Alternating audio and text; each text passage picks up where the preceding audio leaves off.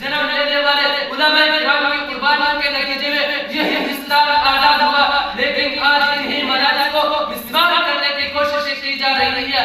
हजरात मोहतरम, हम पूरी दुनिया के मुतासिर और फिरका परस्त ताकतों को चैलेंज करके ये बता देना चाहते हैं कि मदरसा किसी तालीम का नाम नहीं है, मदरसा किसी इमारत का नाम नहीं है।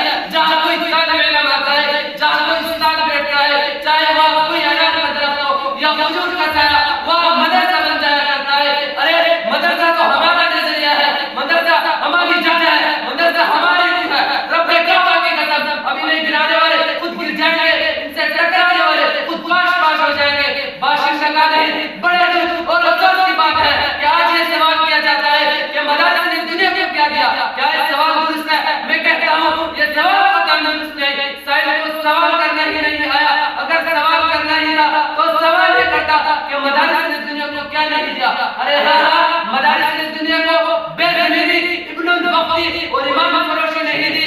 मदरसा ने दुनिया को खुद करने और मफाद परस्ती नहीं दी। मदरसा ने दुनिया को बस हंस लगे का सबक नहीं पढ़ाया। अरे हिंदुस्तान, मैं तुझसे पूछता हूँ कि तुझको अंग्रेज की जूतियों से उठाकर इक़्तिदार पर किसने बिठाया? तुझको गुलामी के पिंजरों से परिंदों की तरह परवाज़